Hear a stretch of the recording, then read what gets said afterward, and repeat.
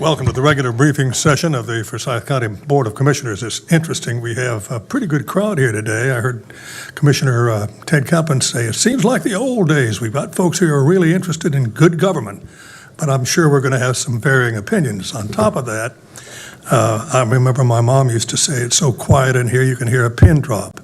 But that's not going to remain in that particular position in terms of sound once we get the program underway. But we do hope that those of you who are here can achieve some form of success. We intend to do the best we can with what we do just about all the time.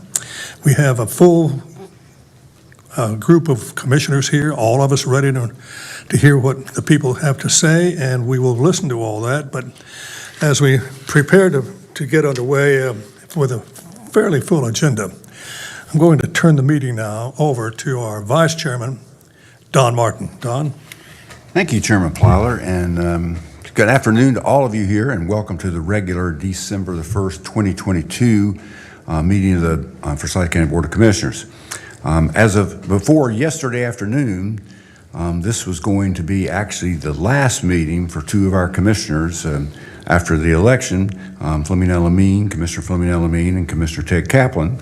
But as of yesterday afternoon, we actually have an election protest. We had our election board here made a decision. It's been appealed to the state, so our election will not be certified for a while.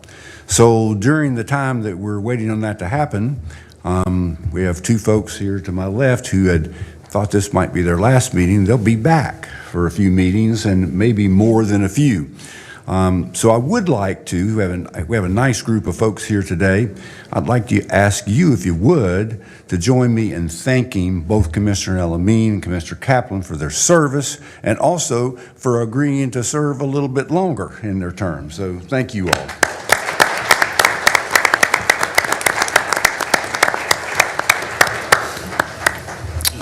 All righty.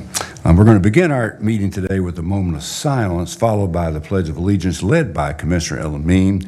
And if you're able, would you please stand?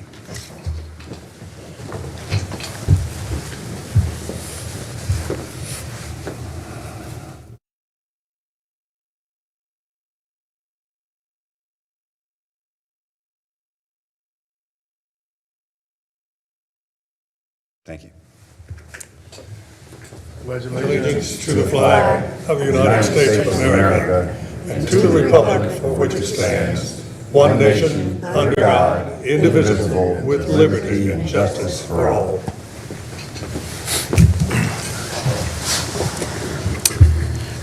For any citizen who is interested in participating in the public session portion of the meeting, you may do so by calling 336-422-1200, and you'll be placed on hold until the public session begins, and I will repeat that number for those that may call in, 336-422-1200. And those of you that are in the audience who are interested in participating in the public session portion of the meeting, you need to fill out a little speaker card, and if you haven't done so, actually you can get one here at our clerk's desk here, Ms. Ashley Sloop. She'd be glad to give you one. Today we actually have, which is somewhat unusual, we actually have 5 public hearings. And the public hearing parts, they sometimes are brief, but basically they happen before our regular public comment because they're scheduled public comment issues. So you may have to wait just a little bit.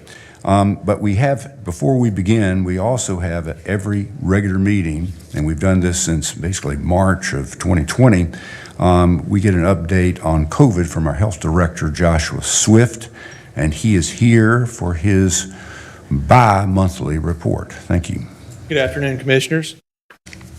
Ashley, are you going to I'll pull it up.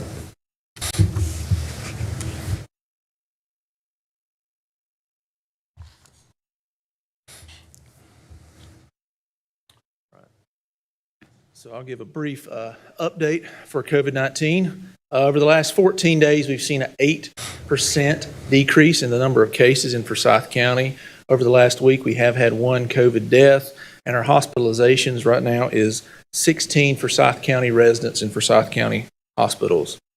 This next slide shows lab confirmed COVID cases. This is from March 6th through November the 26th. That last week, the 20th through the 26th, we had 177 lab confirmed cases. As I've said before, it doesn't include at-home tests that persons take that are widely available. We have COVID-19 vaccine available at the Department of Public Health. You can see that 5 days a week, open till 7:30 on Thursday evenings. There's also lots of other locations in the county, pharmacies, doctors' offices where you can get your COVID-19 vaccine. Encouraging individuals to stay up to date on their vaccine as we enter this cold and flu season with the bivalent boosters that are available. Next, this next slide, this does have a misprint. We are now at a low level, community level, as defined by the CDC based on cases and hospitalizations. This changes every Thursday, and we have been toggling back and forth between low and medium, back and forth literally from week to week over the past few months.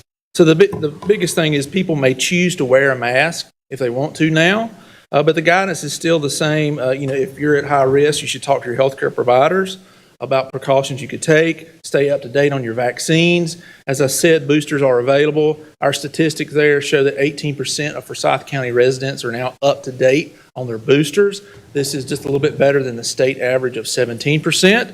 And get tested if you have symptoms. At-home tests are available here at the Government Center downstairs on the lower level, also at the Health Department and all 10 library branches, as well as testing is available at Haynes CME Church at the corner of Martin Luther King and Highland Avenue.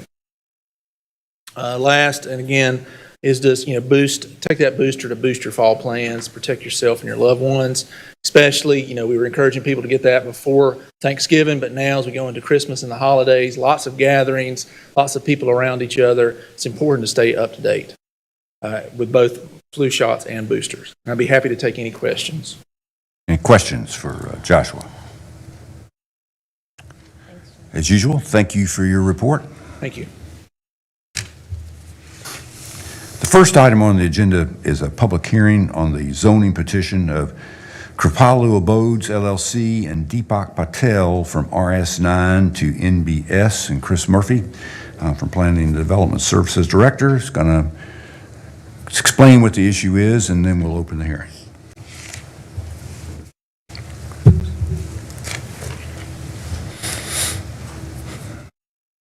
Good afternoon, Commissioners. Yes, this is a 1.21 acre site on the northwest corner of Kernersville Road and Hastings Hill Road, and the request is a special use district rezoning from RS9 to NBS. This is a subject property shown on the county-wide growth management area plan located within GMA 3 and just west of the activity center within the town of Kernersville. This is a subject property highlighted in yellow at the corner of Hastings Hill and Kernersville Road. Subject property outlined in yellow on the county-wide aerial photos. This is looking east on Kernersville Road. The subject property is on the left. You see the zoning sign there in the picture. This is looking west on Kernersville Road. The subject property is on the right. This is looking south on Hastings Hill Road from the subject property, so the subject property would be behind the image. Behind the photographer, I should say. And this is a subject property looking north on Hastings Hill Road. The site is on the right where the tree and the grassed area is. This is the subject property shown on the Southeast Suburban Area Plan update from 2018. It recognizes the residential nature of the property and does not recommend any change in that zoning on the recommended area plan.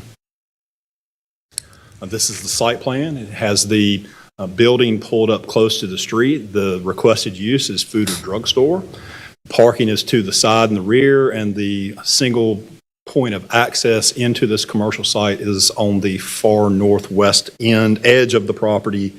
On the northern edge of the property off of Hastings Hill Road.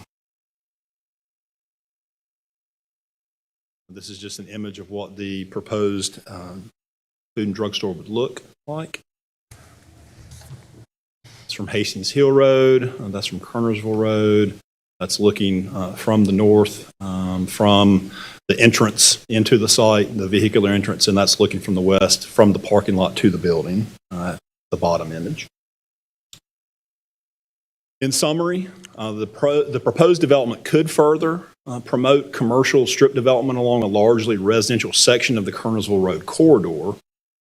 The proposed development would likely attract customers from outside the neighborhood and primarily cater to motorists, possibly increasing traffic in the area. In consultation with the county attorney, if this rezoning were approved and was challenged in court, it could more than likely be considered an illegal spot zone. The requested use food or drugstore was viewed by the planning board as something that was needed in the area, and thus they were willing to recommend approval of the request. It was heard by the planning board at their October 13th, 2022 public hearing, where there were 2 speakers in opposition, and they were primarily concerned with traffic impacts. After hearing those concerns, the planning board did vote 6-1 to recommend approval of the request. Although the project was viewed as inconsistent with the adopted plan, this was based on a perceived need for a community-scale grocery store market in the area. The site plan does meet UDO requirements. With that, I'll be glad to answer any questions that you have. Any questions for Chris? I have some, but I'll wait till the public hearing's over. All right, thank you. This is a public hearing. Speakers will have up to 15 minutes total to speak in favor of this request and up to 15 minutes total to speak in opposition. Is there anyone here wishing to speak in favor of the petition? So, please come up and give us your name and address, please.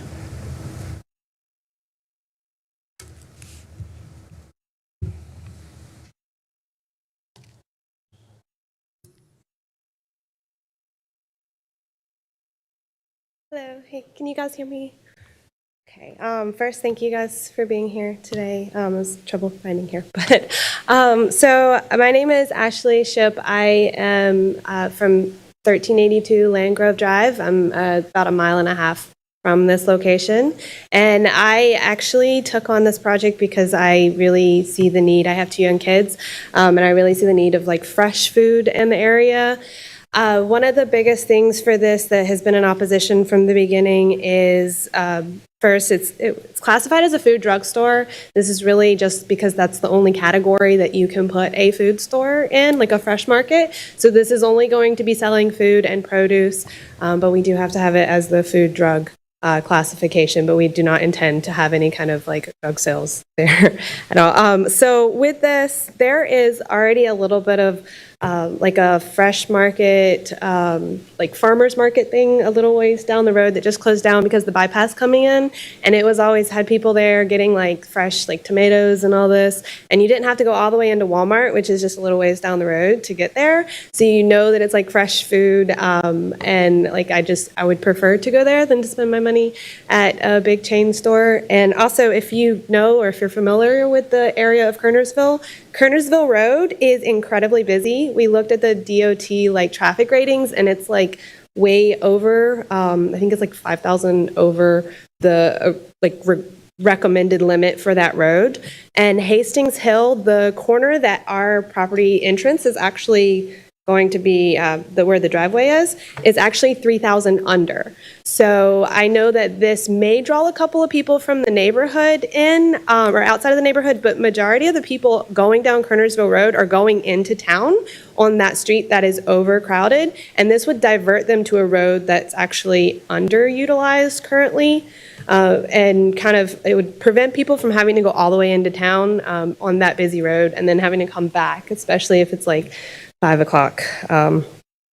Yeah, so I just want to say I think this will be a good benefit for the neighborhood personally, and also I think it would impact the traffic very well as well. Thank you. Please come ahead. Just give us your name and address, and we have 3 minutes.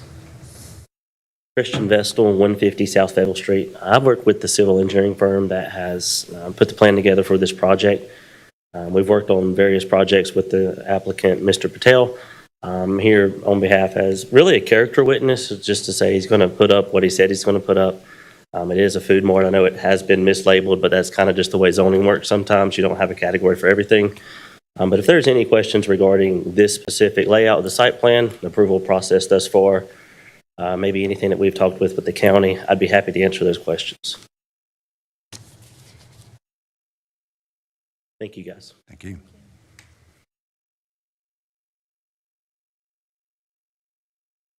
Anyone else to speak in favor?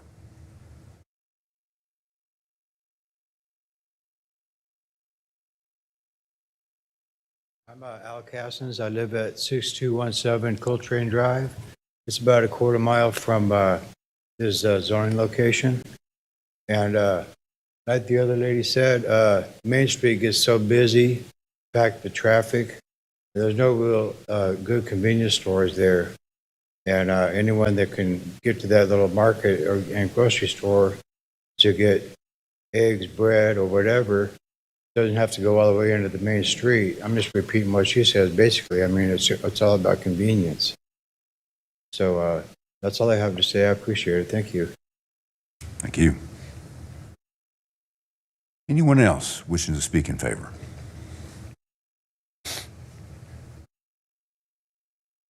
Hi, my name is Alan Scott Cassens Jr. That is my father over there, senior. I live right opposite of this this plan at the trailer park on Hastings Hill, and one thing that I see with the potential for this grocery store is to build I guess like a small sense of community. If there's something local that our neighbors and friends can all go to, like I got family here that's from all the way on Coltrane, which they have like that neighborhood Walmart that's right next to them, and they I spoke with some of them, and for groceries like fresh produce, eggs, bread, they quite a few of them had said that they would jump at the opportunity to get something somewhere that's fresh, somewhere that's more reliable, because I mean Walmart is a mega corporation. We can go shop there, but not everything is guaranteed for quality and all that. And I think that this could pose to be something that would divert traffic from Main Street. Throughout the 8-9 years I've lived on the trailer park, I've seen 2, maybe 3 crashes from the previous meeting on the 13th of October. And they were saying that there was like so many crashes, but I've only ever witnessed 2, maybe 3. Might have been asleep because late night crashes and all that. But that's pretty much all I have to say about that. Thank you. Anyone else? Yes, please come up.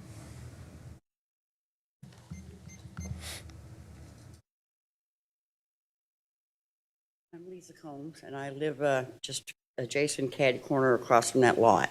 And we've been there for like about 10 years now. Okay. But there has been accidents at that intersection, but it's always going down Kernersville Road or Main Street to go to Walmart or from Walmart. Just the convenience of having a local store where they sell, the produce from the local farms. It just builds up the city more, as far as because they everything produce they bring from at Walmart and the big stores, that's shipped in from out of town. And I just think it'd be good to help support the local farmers here in town for this situation. And I couldn't hear very good, so I don't know if they already said what needed to be said. So I'm just going to go back and sit back down. Thank you. Thank you. Anyone else? All righty. Is there anyone wishing to speak in? Oh, sorry. Yeah, sure. Come on up. Hi, my name is Penny Ratcliffe. I live at 4667. So actually the lot that we are talking about placing the fresh market, the main reason that we want to put this here is because we want to give the local farmers somewhere that they can put their produce there, that they can, you can bring in, just improve the neighborhood, I guess. But I agree with the traffic. I mean, I live there. I know the traffic is strong there. But where we're having our driveway, it is off the Hastings Hill. And usually the only time we have the traffic in there is when the schools are letting out. And other than that, the traffic on that road is really not much. compared to the Kernerville Road that you're going into town. We're just looking for something to be placed there that can just handle that. If you just want to go get some, just light groceries or something like that. And that's all we're looking for. We're just trying to give something back to the community. So, thank you, guys. Thank you.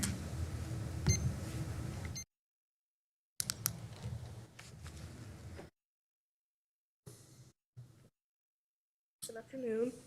My Afternoon. name is Lily Brown, and I live at 6217 Coltrane Drive. And I think that it would be good because everyone is somewhat crowded going to Walmart, and I feel like it would be better to have a little drugstore and food store on the corner. And my grandma, she can't really drive that far, so when she gets to Walmart, it kind of like it hurts. So I feel like it would be better for everyone if they would just drive a little bit if they live near the Hastings Hill Road. And that's all. Thank you. Thank you.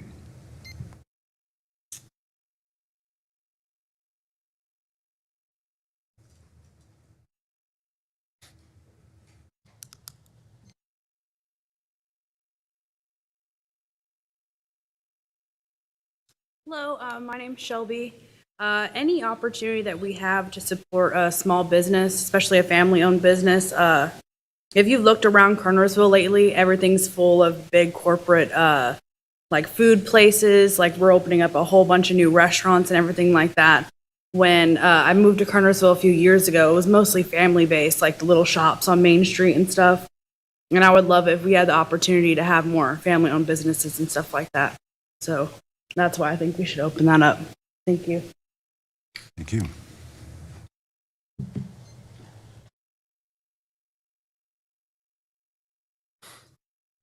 Five minutes left. Anyone else? All righty. Now, now. Is there anyone who wishes to speak in opposition to the request? Come on up and give us your name and address, and we have a total of 15 minutes to set this up. Here we go. Got one of those little cards. You don't need to for this. You do not need to fill out a card. Okay. This, you are perfect. My name's Harold Ivy. I live at 624 Hastings Hill Road. And one of our biggest concerns is the traffic. It is a very congested intersection there at Hastings Hill. And if the entrance to this business is going to be less than 200 foot from that intersection, which makes it a one turn in and out of that property. The property being only 1.2 acres is really not consistent with a size lot for a business of that structure. And being it is still considered an illegal spot zoning, what will that do to adjacent properties as far as being rezoned as a non-residential district? And the lot size, as far as the adjacent single families, are they going to provide adequate parking on site? Because of the lot size, there's really not adequate parking. Is there going to be overflow into the street and all that? That's my main concern. Thank you. Thank you. Anyone else wishing to speak in opposition?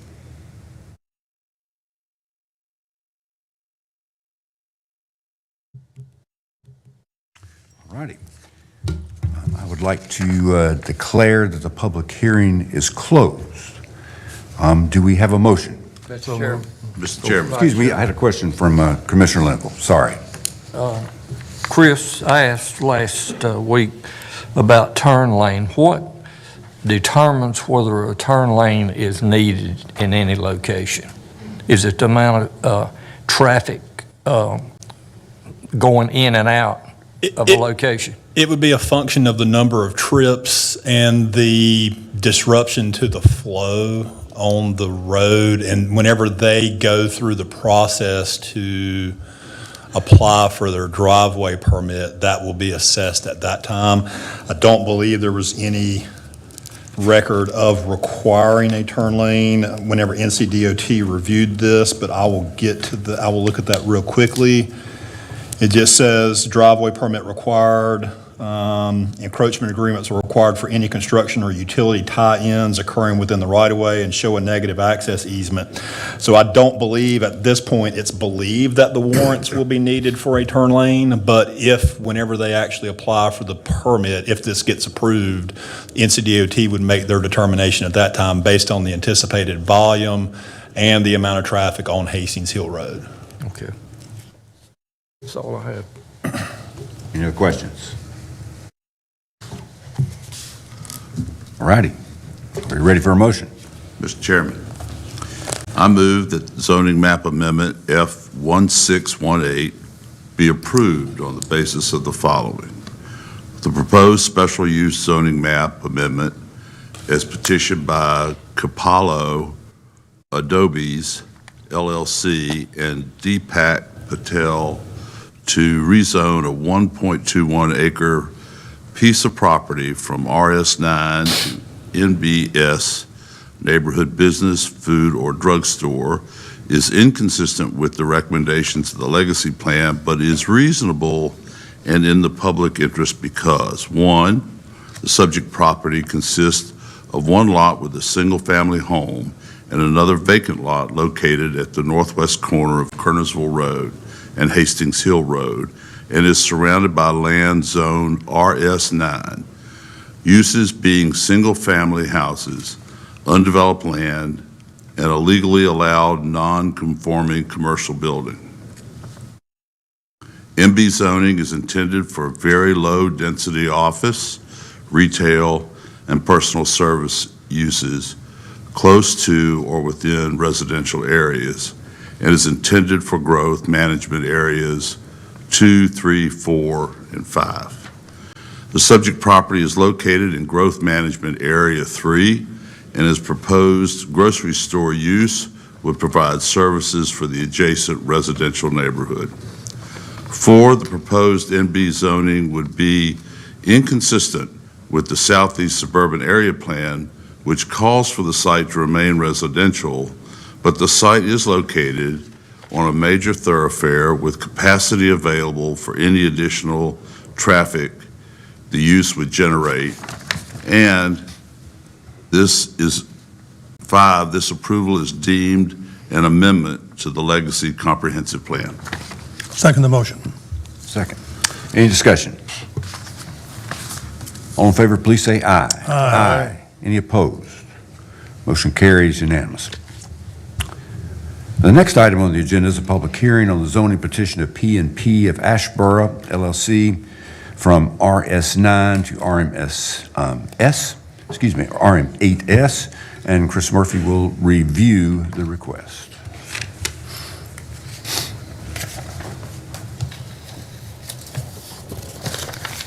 I have so many to do today, I have to find which slideshow I need. Let's see. There we go. Again.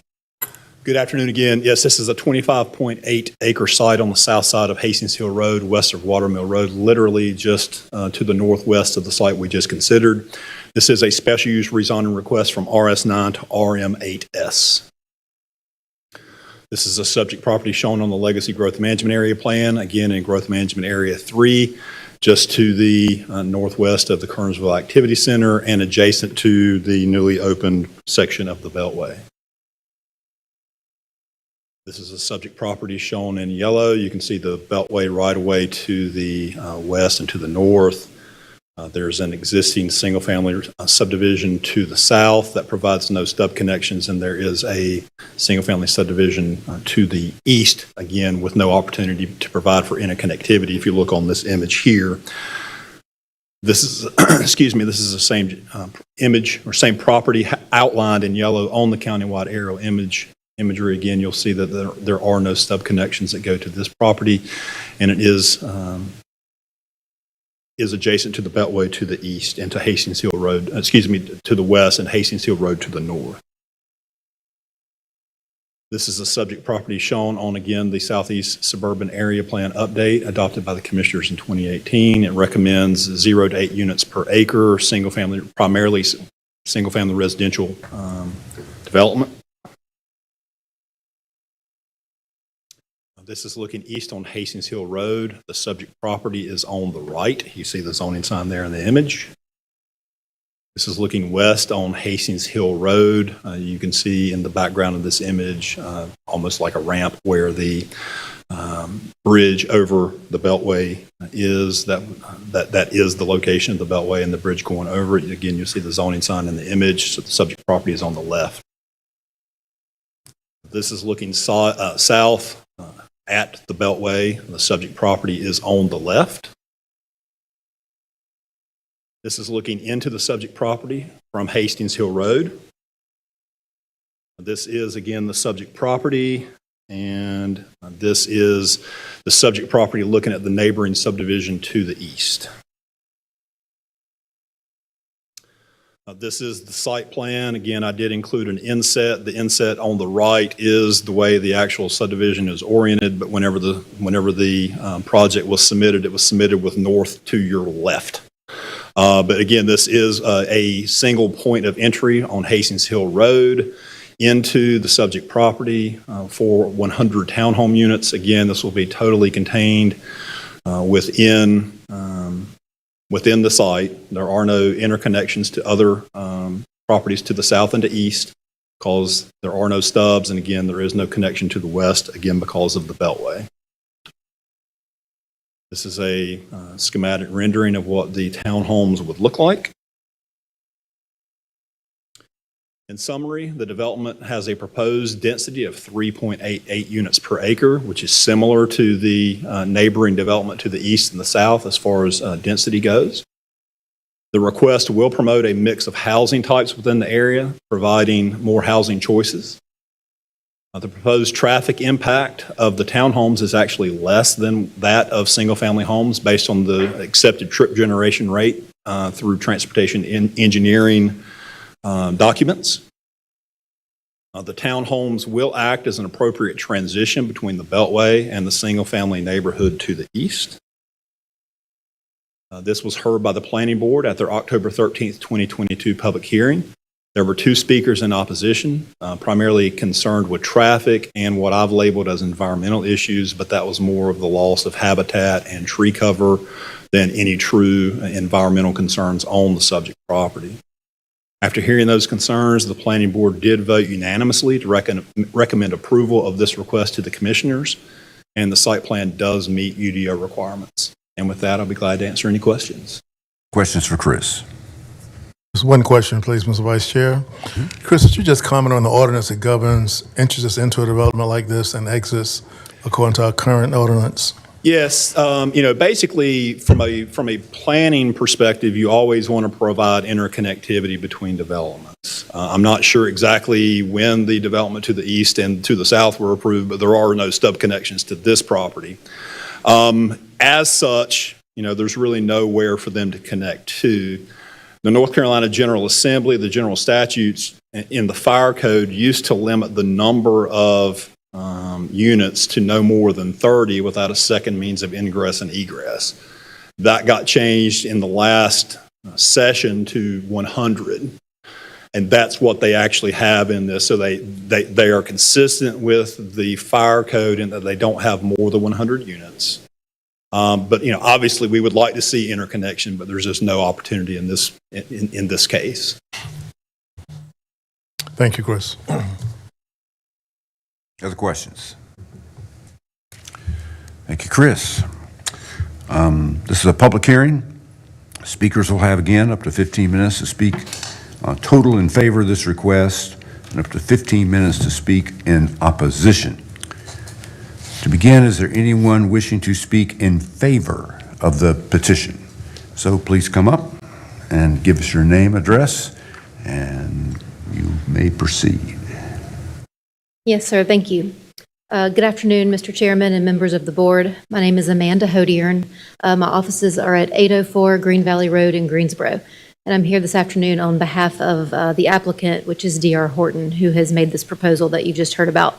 Mr. Murphy's given a very good presentation with all the salient points, but I do appreciate the opportunity to highlight a few things and make a few remarks. As you've heard, this is a special use rezoning to RM8S, and a couple of points about that district designation. RM8 is actually a higher density than we need for the proposed amount of units that we've intended here. But the reason for that choice is a technical one. RM5, which would more closely align with our proposed number of units and allow our land use, does not allow the number of units in a row that we've proposed for this site. So that's the reason why that might look a little askew to you. RM8 is necessary to lay this site out the way that we've done it, which I'll talk a little bit more about in a minute.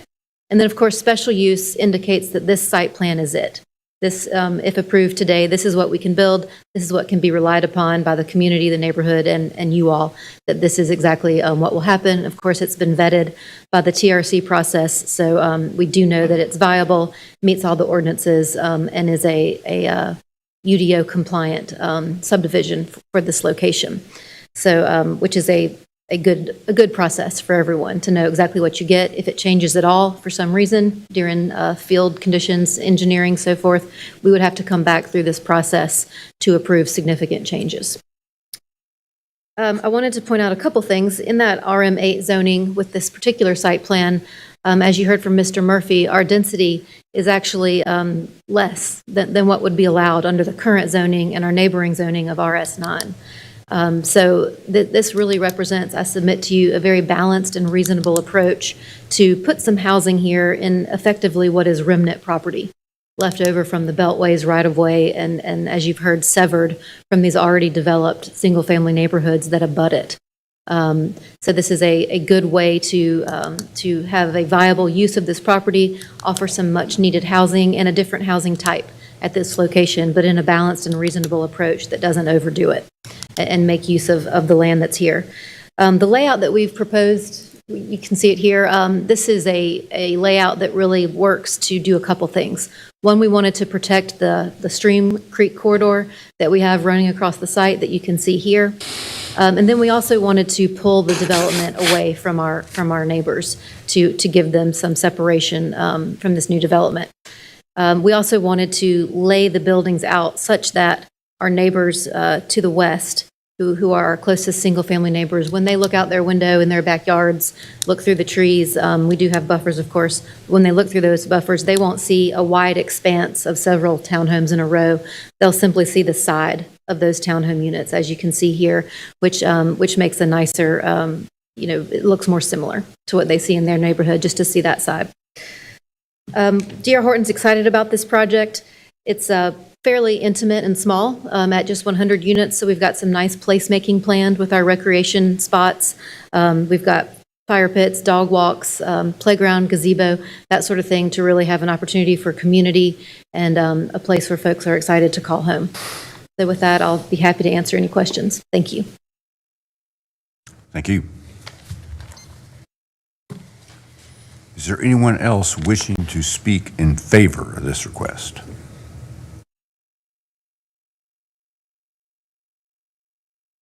Okay. Is there anyone wishing to speak in opposition to this request?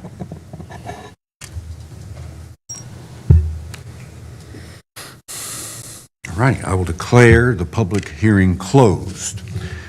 Do we have a motion? Mr. Vice Chair, I'd like to make a motion to approve zoning map amendment F1620 and statement of consistency with comprehensive plan.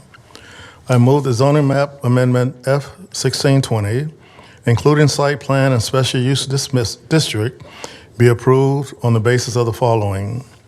The proposed special use zoning map amendment as petitioned by PNP of Ashboro LLC to rezone a 25.8 acre piece of property from RS9 to RM8S, residential building, multifamily, residential building, townhouse, residential building, twin homes, residential building, duplex, residential building, single family, and planned residential development is consistent with the recommendation of the Legacy Comprehensive Plan and reasonable or in the public interest because of the following. Number one, the subject property, an undeveloped site located on the south side of Hastings Hill Road, west of Watermill Road, is currently zoned RS9 and is adjacent to property zoned RS9, with adjacent uses of single-family houses, undeveloped land, and the Winston-Salem Northern Beltway. Two, the proposed RM8S zoning is intended to accommodate duplexes, twin homes, townhouses, multifamily residences, and other low-density multifamily residential uses at a maximum density of 8 units per acre in growth management areas 2 and 3, and where public facilities, including public water and sewer, are available. The proposed site plan features the construction of 100 attached dwellings, which would be fewer units than allowed with the current zoning, and the site has access to public water and sewer. And 4, the subject property is located in Growth Management Area 3, is consistent with the Southeastern Suburban Area Plan update, and the proposed use is consistent with adjacent zoning and residential uses. Is there a second? Second the motion. Any discussion? All in favor, please say aye. Aye. Any opposed? Motion carries unanimously. Chris Murphy, we have third item, public hearing. Third item on the agenda is a public hearing on the site plan amendment of COC Investments LLC. And Chris, you can review that request, please.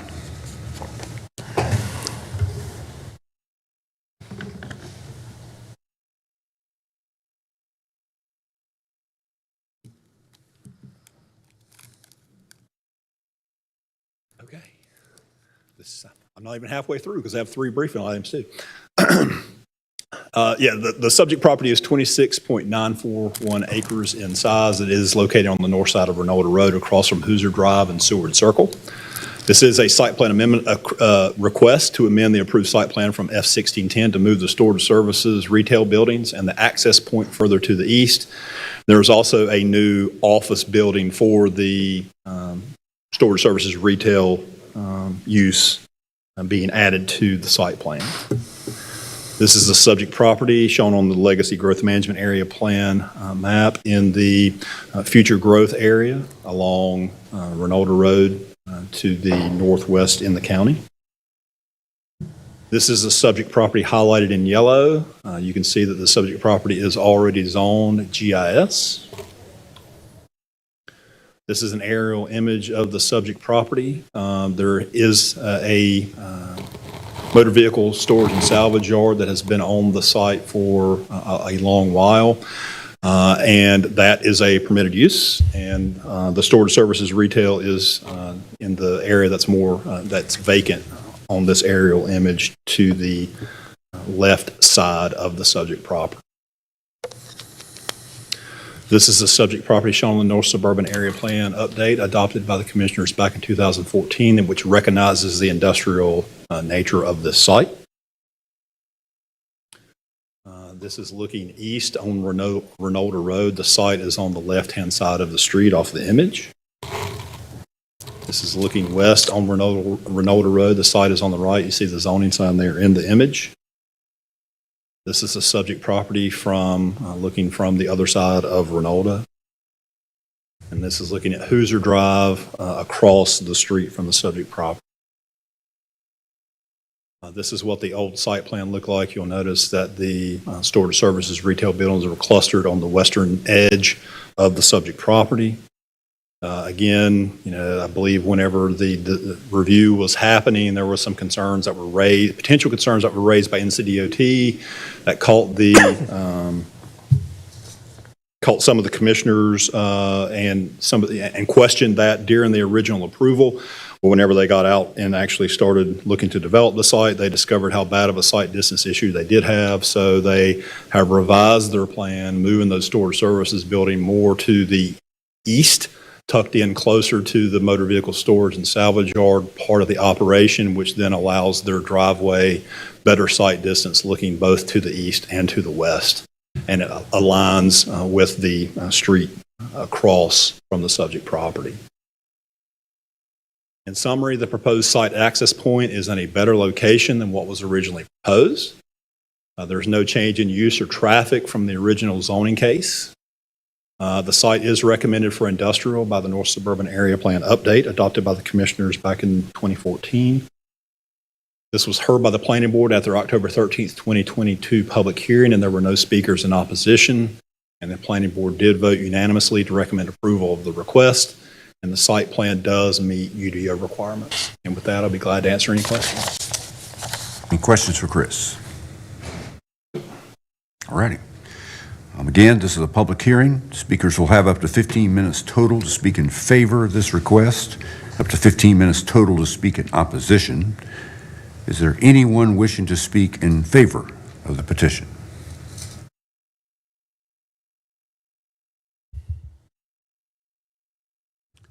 Is there anyone wishing to speak in opposition to the petition? I will declare that the public hearing is closed, and do we have a motion? Vice Chairman, yes. I move that zoning map amendment F-1621, including the site plan amendment and the special use district, be approved on the basis of the following. The purpose site plan amendment as petitioned by COC Investments, LLC, for a 26.9 acre piece of property in a district zone GIS, general industrial special use, is consistent with the recommendation of the Legacy Comprehensive Plan and is reasonable and in the public interest because, 1, the purpose site plan amendment would move the storage services and retail use east within the site, move the site access point to a safer location, and add an office building, and this proposed site plan is compatible with the current zoning of the site and the recommendations of the Legacy and the North Suburban Area Plan update. And 2, the site is located along the major thoroughfare with extra capacity, and proposed site plan would not add significant traffic compared to the current site plan, sir. Thank you. Is there a second? Second the motion. Motion is seconded by Chairman Plyler. Any discussion? All in favor, please say aye. Aye. Any opposed? Motion carries unanimously. All right. Next item on the agenda is a public hearing to consider the expenditure of county general funds for an economic development project and authorizing execution of an agreement with Krispy Kreme Donuts. And Kyle Haney, our Economic Development Director, will actually review the request. Good afternoon, Commissioners. So per our practice, we've briefed these items before, but today we'll reveal the actual name of the company. The first one is Project Circle. This is a company who I believe no one will need an introduction to. It's Krispy Kreme Donuts. They're headquartered in Winston-Salem, but have a large corporate presence in the Charlotte area. They manufacture and sell branded sweet treats, and currently have operates a dry mix facility at 1814 Ivy Avenue in Winston-Salem, which has 37 employees. Krispy Kreme is considering the consolidation of operations, manufacturing operations from other locations, and are considering the site in Winston-Salem for an expansion of that operation. If they did decide to do this expansion in Winston-Salem, they would upfit the current facility with additional machinery and equipment, as well as building upfits. They are considering other locations, Concord, North Carolina, as well as locations in Georgia and South Carolina as well. If they were to choose this location, the capital investment we discussed, it's $5.8 million in total, part of that being in real property, some in machinery and equipment, and create 180 new full-time jobs there with an average wage of $33,150 plus benefits. Looking at the incentive that's proposed, this is a 7-year incentive. It would be 50% of the estimated 50% of the tax base that was created for the county, which equals about $109,600 over that 7-year period. Looking at the 10-year projection down at the bottom, that's $302,360 coming into the county, and the county would retain 64% of those taxes over that time. And then for your consideration, the other incentives that are being considered for this project, some of these have been approved, others will be considered. The City of Winston-Salem is looking at an incentive as well. North Carolina funds and the Whitaker Park Development Authority, as well as some customized training from North Carolina Community College. This does authorize us to offer that incentive, as well as apply for that building reuse grant on behalf of the company. Happy to answer any questions. Any questions for Kyle? Thank you. This is also a public hearing, and speakers will have up to 15 minutes total to speak in favor of this request and up to 15 minutes to speak in opposition. Is there anyone wishing to speak in favor of this request? Right ahead.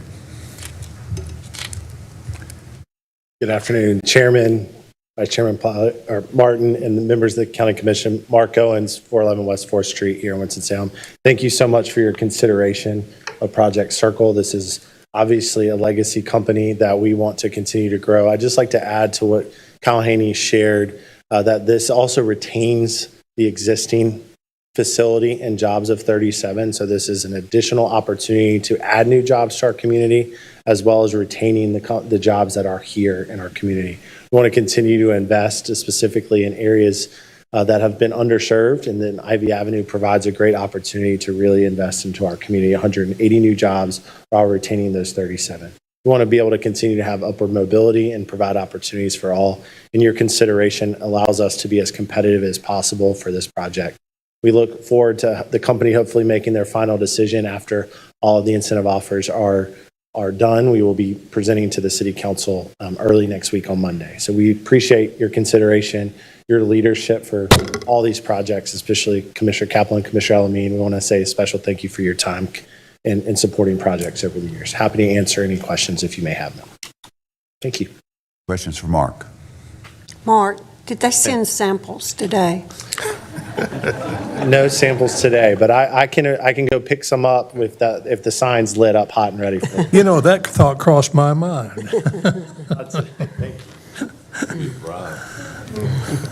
Is there anyone else wishing to speak in favor of this request? Is there anyone wishing to speak in opposition to this request? Move approval of the request. I'll declare the public hearing closed, and do we have a motion? So move approval of the request. Second.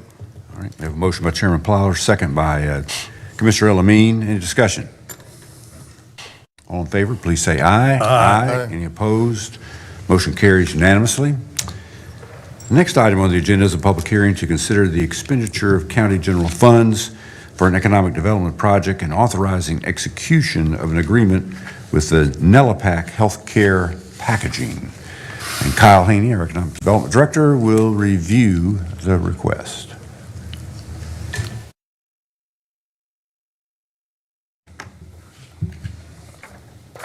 One second, I'm going to try to find the slide here.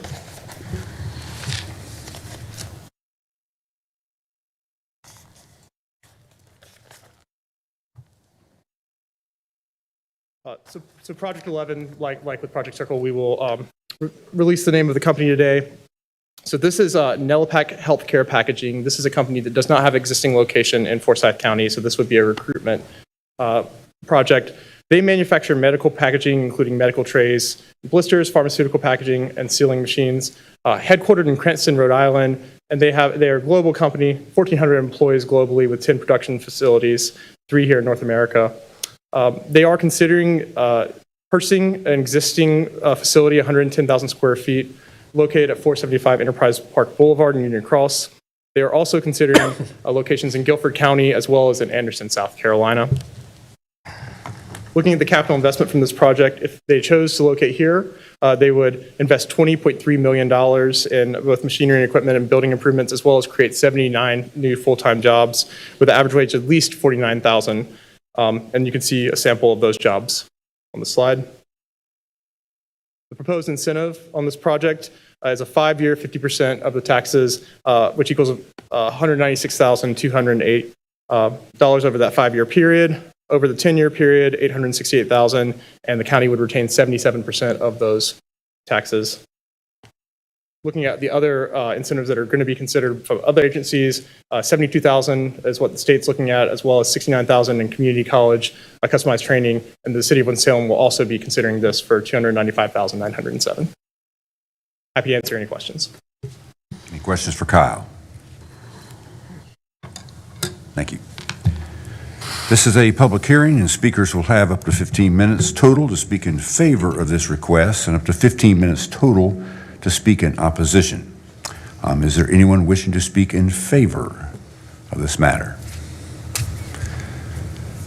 Give your name and address, please, and if you can keep within about 3 minutes, that'd be great. Well, good afternoon, Commissioners. My name is Laura Lee with Greater Winston-Salem, Inc., 411 West 4th Street, Winston-Salem. We're really excited about this project, Project 11. This company has done a nationwide search, and we're their top destination, so we're really grateful for their consideration, and we are supportive of the opportunity for them to bring these quality jobs to our community. We're also really thankful for your support in growing jobs and capital investment throughout our community, and with two projects like Mark was saying today, it's an exciting afternoon for us. And we do expect this location for the company to be a flagship location for them. They know that they'll bring a lot of suppliers and other customers to this facility, so that'll also be exciting for Forsyth County to be that foray into their new operations. Thank you for your consideration. Thank you. Is there anyone else wishing to speak in favor of this request? Is there anyone wishing to speak in opposition to this request? Declare the public hearing closed, and is there a motion? I move we approve as requested. Second. Motion by Chairman Plyler, second by Commissioner Elamine. Is there any discussion? All in favor, please say aye. Aye. Any opposed? Motion carries unanimously. The next item on the agenda is approval of the minutes for the meeting of November the 10th, 2022. Is there a motion? Move approval. Motion by Chairman Plyler, second by Commissioner Elamine. And any discussion? All in favor, please say aye. Aye. Aye. Opposed? Motion carries unanimously. Madam Clerk, do we have any calls or cards for the public session? Mr. Vice Chairman, we have one caller and 7 speaker cards. Okay. Would you like to start with the phone calls? Why don't we do the caller, and that, I've been waiting too.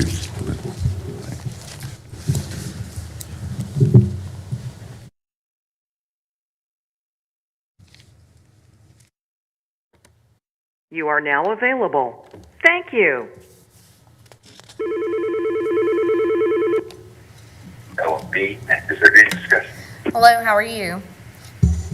Hang on. Good. Thank you for calling the Forsyth County Board of Commissioners public session line. The session is for comments only, and questions cannot be answered. Please state your name and address for the record. George Fox, 750 Camo Shanter, Braille. Okay, and what city? Is this Winston-Salem? Yes. Thank you. Speakers will be limited to 3 minutes each, and a 30-second warning will be given. You may begin. What, I'm on right now? Yes, sir, you are. I wanted to talk about the contract with the Humane Society. Is this the right time? Yes, sir, you have 3 minutes to speak about it. All right, so first off, I understand that the contract with the Humane Society is up for negotiations right now, and I just want to call in support of the Forsyth Humane Society. Our experience with them has been incredible, just especially in contrast to some of the places where we've gotten dogs previously in other counties. The current partnership really does seem to work, and I'd hate to see the Forsyth Humane Society go away. From what I understand, it was before they took over that the animal control, it actually sounded like abuse to the animals. And so it has been cleaned up, and I hate to lose it. $1.5 million seems like a reasonable amount considering the size of the county and the size of the operation. And it just seems like that caring for the least of us will make the county look good. But I definitely think it's worth the expenditure, and we need to support the Forsyth Humane Society. Thank you for your comments. All righty. Madam Clerk, could you read and call people up by card? And all speakers, let's try to work on 3 minutes. I'm keeping track, and we'll move forward. So, and just give us your name and address when you come up. Lynn Bird, please come forward.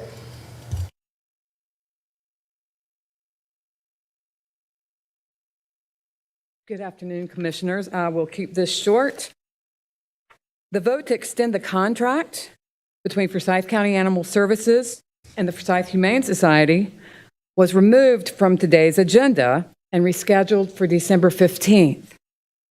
Delaying the vote may have a devastating effect on our community by setting the county up for failure due to delays in receiving necessary licensing and other validations that will be needed moving forward.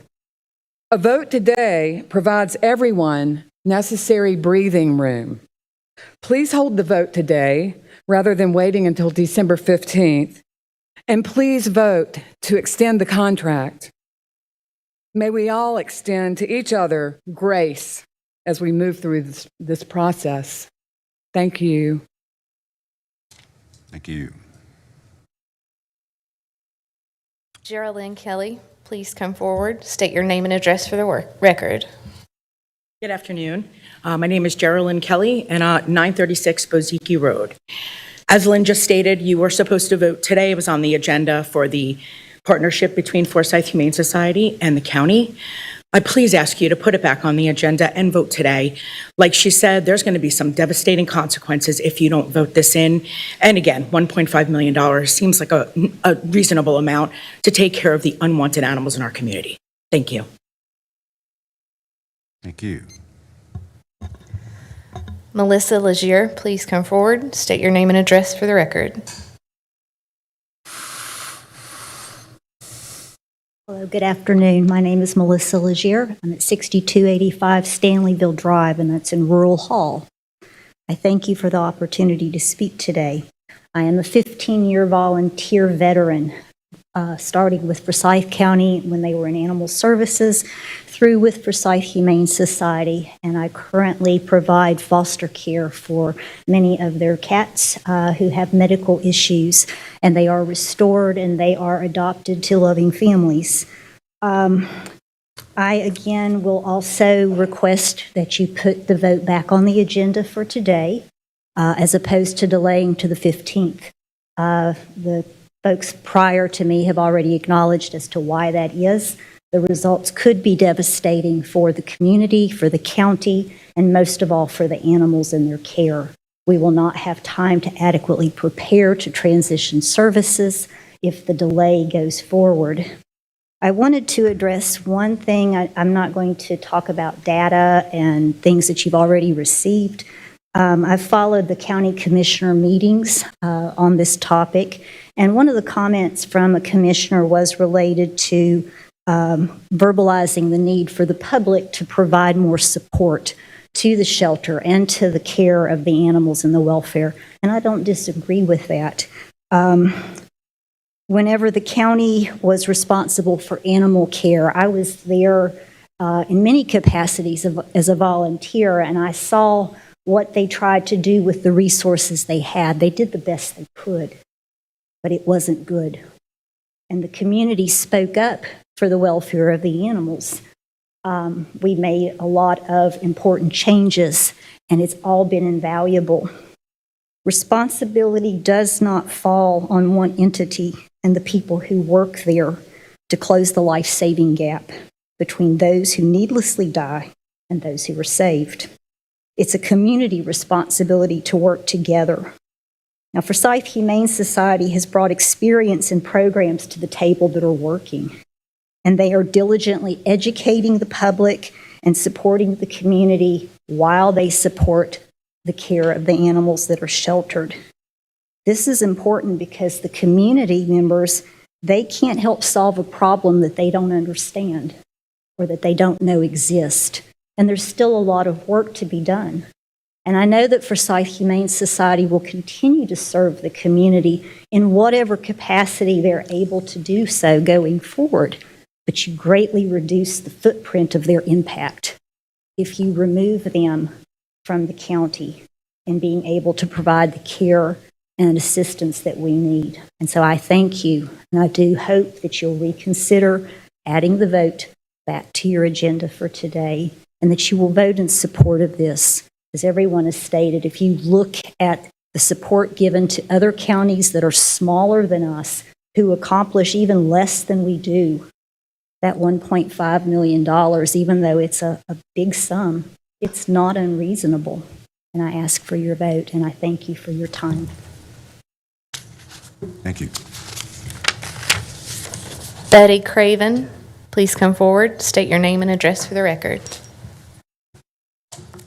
My name's Betty Craven. I live at 2055 West Academy Street. And thank you all for being here today and listening to all of us who are advocating for animals here in Forsyth County. I used to be an advocate for children, and I've worked with Dr. Martin before on the PTA Council and advocating for arts and education. So now that I'm an empty nester, I've taken on another passion, which is animals. There's not been a day in my life where I have not shared my home with a dog or a cat or both or multiples of all. And so I'm here today to advocate for these animals who cannot speak for themselves. Today, and as of the past 7 years, I chose to stop working with people and to work with animals. So I would call myself a professional pet sitter. I don't take any animals into my home because I have a cat and she wouldn't like me very much if I invited others to come into our house. So I stay overnight with these animals, not only for one night, sometimes 3 weeks in a row. And so I get to know these animals, and all they want is love. All any animal wants is love, because they're the ones who provide unconditional love to humans. And I can't say that about humans. So we have a precious gift on our planet of these animals, and we don't have the right to take their lives away just because some people don't want this particular animal because it's not a pure breed. I would say 90% of the animals that I take care of are either strays or mixed breeds, or they have been rescued from one of the many rescue facilities that we have in Forsyth County. I know the Humane Society does a huge amount of work with intake, and I'm grateful for their large facility now where they have space. But unfortunately, since COVID, people decided to adopt more animals. And unfortunately, just like with a Christmas present, people to figure out they don't want that animal because it takes too much responsibility, or they're not home. And so they will give it up, which is now taking up space in these rescue facilities. So we have to find more foster parents to take care of, which requires vetting. That requires volunteers and more staff. So I look at what a facility like the Humane Society and ARF specifically, that's where I volunteer with just the cats. The volunteers have a large job, and anyone else that works there to vet appropriate fosters for these animals until they can be adopted. So I'm asking you to please vote today on this issue before we have more animals unnecessarily euthanized. Thank you for your time. Thank you. Mary Mahoney, please come forward, state your name and address for the record. Good afternoon. I'm Mary Mahoney. I live at 2600 Ludington Drive in Winston-Salem. I did not prepare a speech today. I wasn't going to speak, but I'm here to support the Forsyth Humane Society, and I urge you to put the vote back on for today. I've been a volunteer for over 5 years since I retired from my professional work, and I can tell you from firsthand experience the joy that we see at the animal shelter and the joy that they bring to this community is overwhelming. We have to take care of our animals. They are all God's creatures, and we need to keep that in mind when we vote, because they can't speak to you today. I'm trying to speak for them. Please do everything you can to support us. We need your help every day. Thank you. Thank you. Aaron Ryan, please come forward, state your name and address for the record.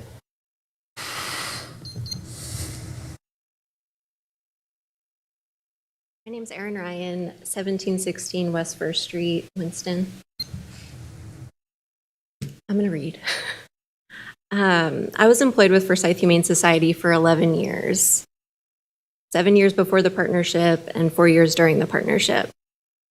Prior to the partnership, it was my responsibility to go to animal services and select animals we could rescue. So I have a very clear understanding of what returning to that old system means for our community and our animals. Our medical program is essential for the safety of our animal population, staff members, people of Forsyth County, and their pets. To illustrate that, I'd like to tell you about the work our medical team at the university location did on a random Tuesday last year.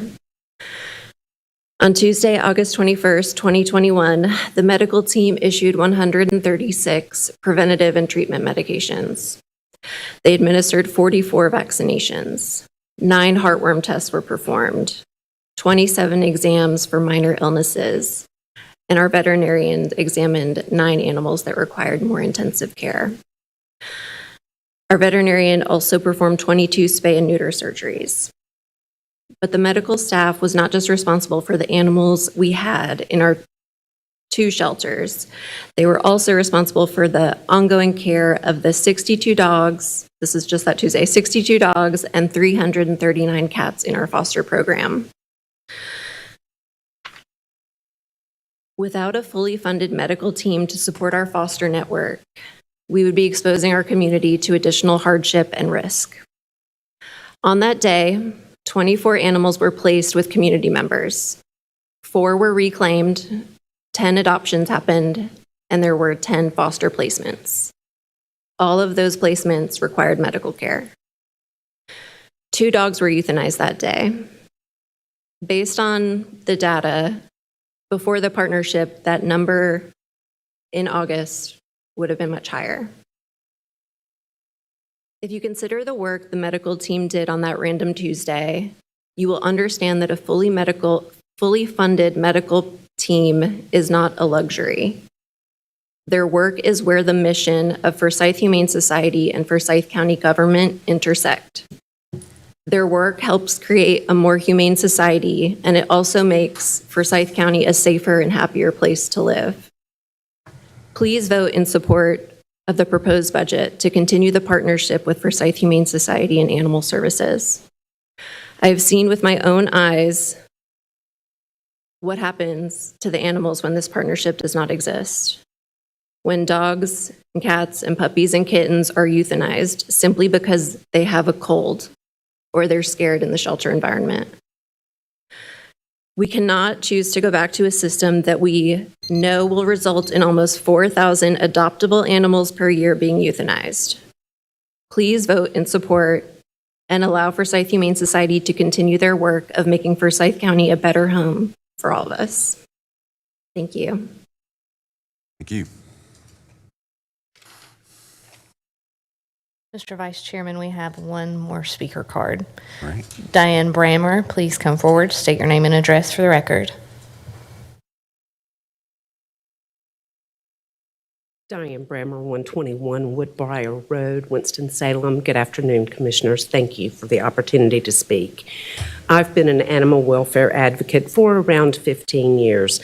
I volunteered at the Forsyth County Animal Control Shelter prior to the partnership with FHS.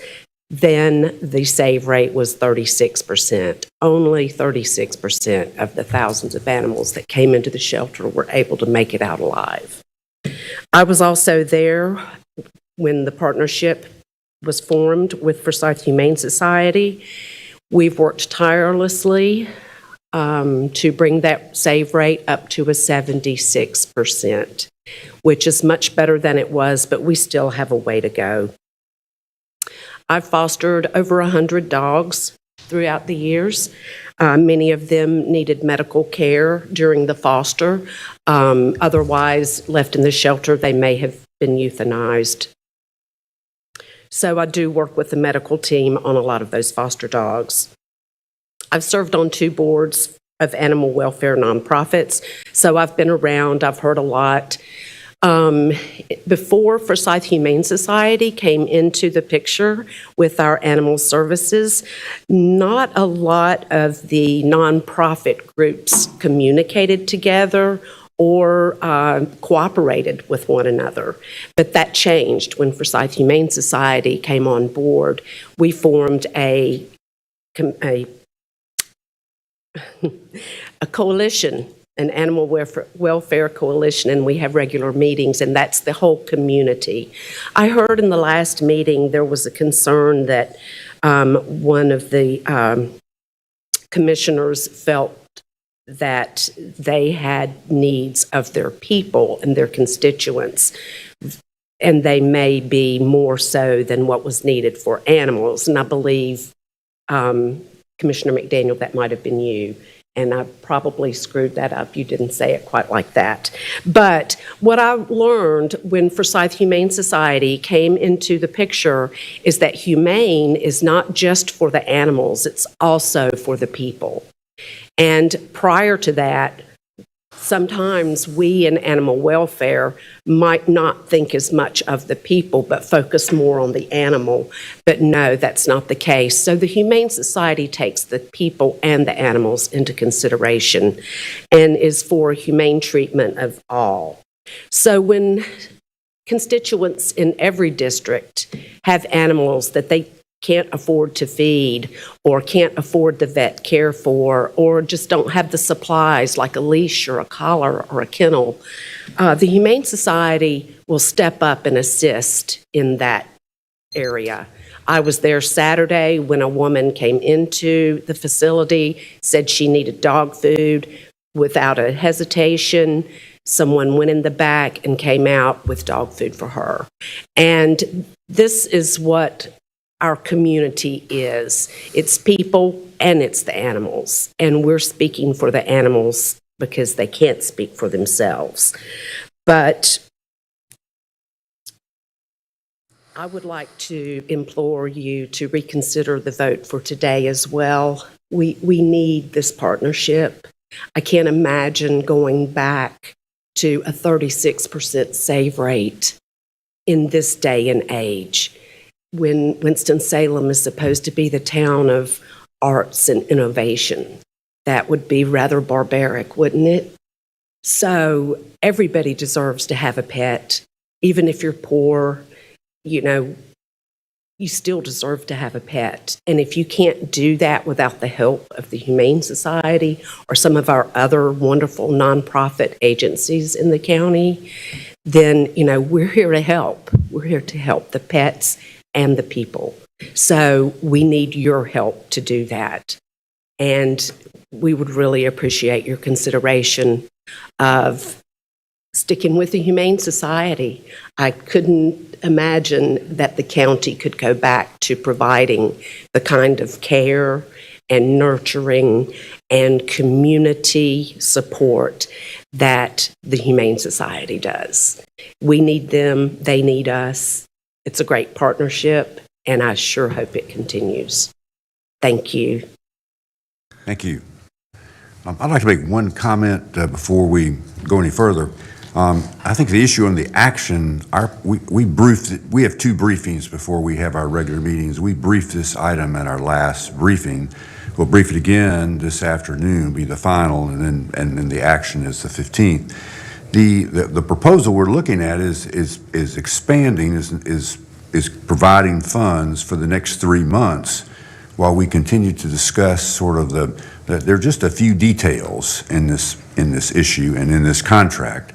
And if we're going to have one, we need to iron some things out, and we need to work on that. So the action that's proposed, it'll be briefed again today, and then the action being on the 15th, would be whether to extend our services for 3 months. And I think Mr. Neff has been assured that there's I think a strong consensus we couldn't take over the shelter on January 1. So basically, it's a 3-month extension on an existing contract, and I cannot speak for my fellow commissioners, but I do believe the 3-month extension is viewed very favorably.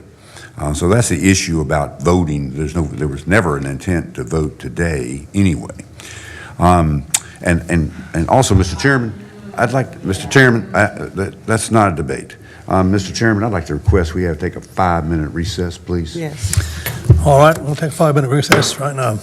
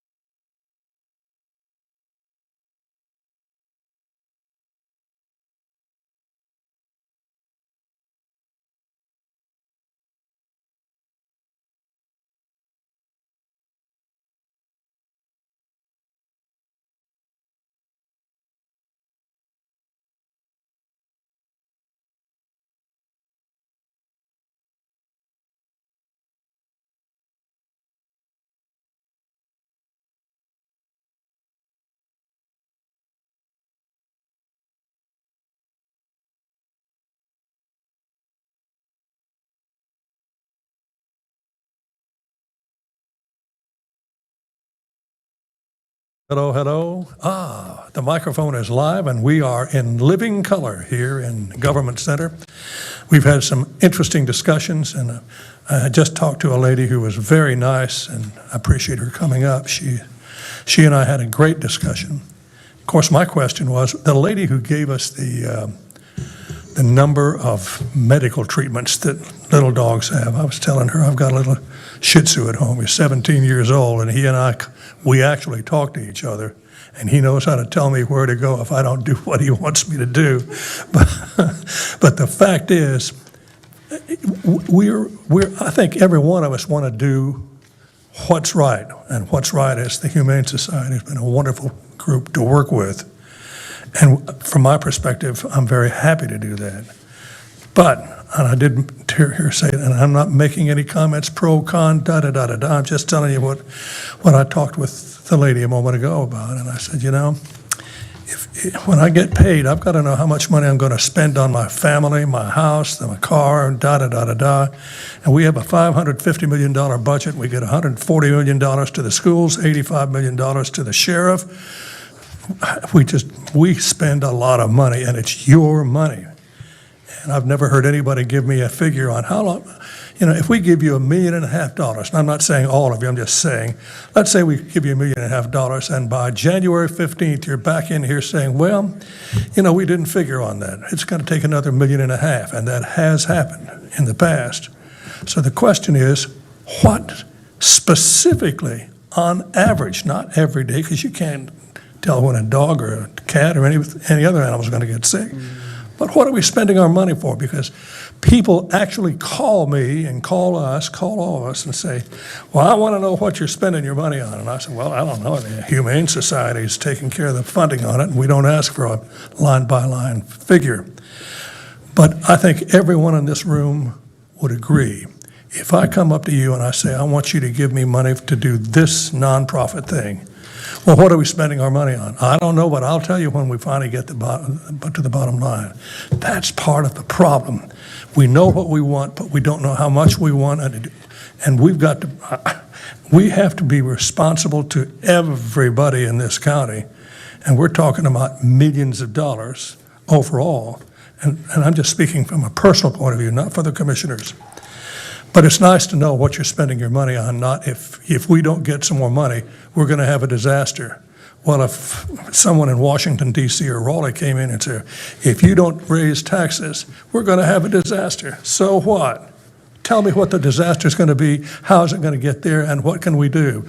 Go ahead, come on up here, I'll let you speak. I'm not trying to take advantage of everybody. Thank you so much, Mr. Byron. And General Commissioner, we are simply asking today for the grace to have that vote to extend Don't argue our with time. that. That's all we want, Yeah, all right? don't But argue with I that. can certainly tell you what the dilemma would be.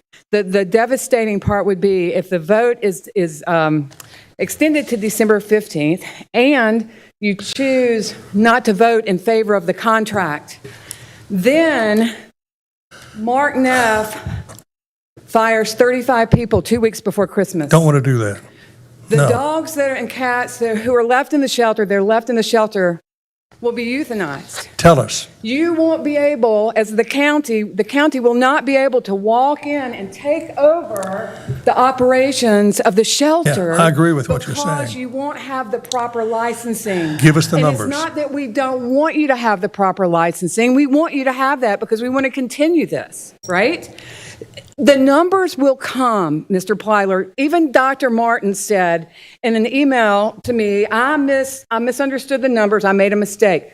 We need breathing room. Everybody up here on this commission, everybody back here in this room representing Forsyth Humane, we all need to take a step back, drop the temperature of this conversation to a simmer. Good. Open up the table where we can all sit there and ask each other questions and understand the issues. Dr. Martin understands that he is not an animal welfare expert. Mark Neff understands that he doesn't know the county budget inside and out. Mark is the expert in the room on Forsyth Humane. Nobody up here is. You are all, That's you're the point. experts, Yeah, right? we have. Give us time. Give to me a make chance. it- I don't argue with that, but this is going to. Lynn, you're out of order. And I just think it is possible, the amendment issue, I mean, we have a provision, I mean, what you're suggesting, that is not a major issue. I was talking to our county manager over the break just briefly. It's not prepared, it's basically, for us, it's a budget amendment to take care of 3 months and to have that detail. Here's the budget amendment that's going to take care of 3 months. Well, that Is what it number's gets at, and provides the extension. So there's a little work on our side to have that available and ready. Yes. But I think there's every person sitting here right now would tell you, we're in favor. In fact, I'd be glad to agree, if I think all of us would agree, we're going to extend the contract for 3 months. But there are a few little details on how we do our business that just have to take place. We want to do this. That's wonderful. That's all, that's the assurance we need. I mean, but what happens, can we have the assurance that on December 15th, the vote is going to be in the favor of extending the contract? Because that's the only concern we really want to address right now. I That's it. understand that, but you're talking about something you're giving us a 2-week deadline. You should have done that 2 months ago. COVID's been a problem for everybody. You Let's can just justify track it back. anything. Yeah, we can all Well, justify. this is really getting a little out of hand. So I think you I'd have. like to sit down now. Yes, because you I have. think You I've have. made my You point, you and have I our thank you very assurance. much as a commission for listening to me. Thank you very much. Thank you very much. I think you got our assurance. We're going to extend the contract. And now that we have comments done, and this is not the end of it, I hope we can get together. There's certainly, before we talk, I'll be glad to talk to you, but Mrs. Wisenhunt would like to have the floor. Gloria, No, I'd just like for this discussion to end, and let's go on with the agenda. you're on your way. Go ahead. All right, thank you. County Manager, you can begin. We're at item, 8 on the budget items. All right, thank you very much. We do have some business items for consideration this afternoon. We have reviewed these twice in briefing sessions, as is our practice. Hopefully, we've been able to, at the staff level, we've been able to answer all the questions that you have, so I'll go ahead and dive into these. Agenda item 8 is an amendment to the fiscal year 2022-2023 budget ordinance that appropriates, I'll give them a moment to leave the room. Thank you all for coming. One of the things I would like to have said is you need to thank the police officers and the sheriff's officers. You bet. They're picking up dogs that are being abused in people's yards, and they're taking them there. You're right. We agree. Mine was picked up, I didn't find this out from the Humane Society, but I found out, picked up She's 5 out of order. times. Hmm. And the last time Don, mine was so they're big, out of order. the dog back. Ms. Anselli, thank you so much. Yeah, It is thank so you. good to see you. It's been a long time. All right. Thanks for coming Very in. good.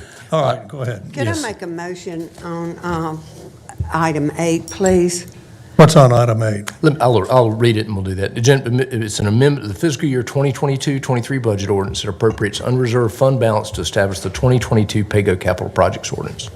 I'd like a motion that we approve the PAYGO projects with the exception of the R.J. Reynolds Stadium and apply that $500,000 to county projects contingency funds. Commissioner Kaplan. Yeah, I would oppose that motion. I would like a second, please. I'll second the motion. Thank you. Okay, now I'd like to oppose the motion. And that I'd offer a substitute motion that we approve all of the PAYGO projects that are listed here. Any discussion? To do what? Need a second. Approve all the PAYGO subjects. Second. And we have a second on that from Fleming Elamine. So we now have a motion to amend, which has been seconded. So the next vote would be whether to amend the motion. All right, the first vote is, how many in favor of amending the motion? Raise your hands. Oh. Wait, amending the motion? Yeah, amending, that's what we said. 4-3. I don't think you know what you're doing, but whatever. Well, for Tanya, for Commissioner McDaniel's benefit, define what you're saying, Mr. Attorney. Yeah, I'm sorry, this is a little confusing. The vote before you right now would be to amend the motion made by Commissioner Wizenhunt. To include all. Not the motion, not her motion, but to amend her motion to include Reynolds funding in there. All of the projects that are listed. All of the projects? Yes.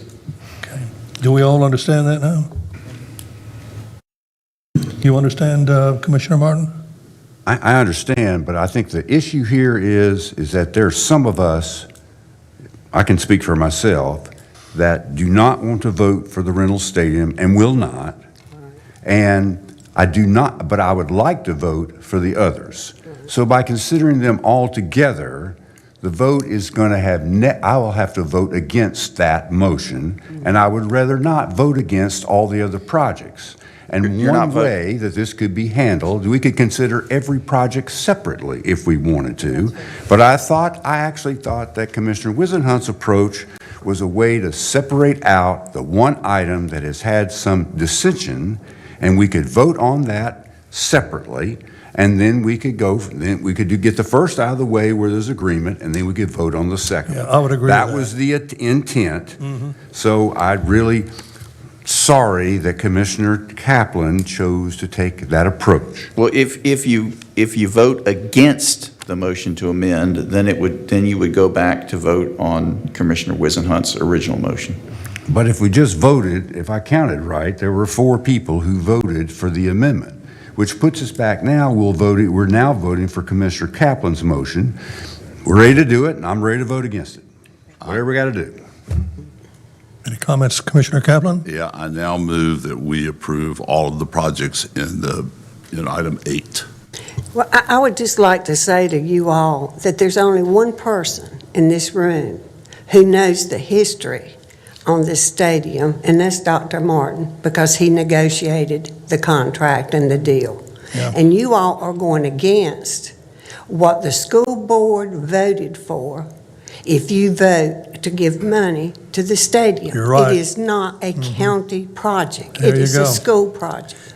And there's only one person. Now, Ted may know something that he thinks he knows, but he does not know what the negotiation was in that contract, because he was not there, nor was his wife. Well, all this started with dogs. Now we're at football stadiums, so. Well, I'll just mention that last week, I gave that history, explained why I would have to vote against it, because it is not consistent with a 10-year-old agreement.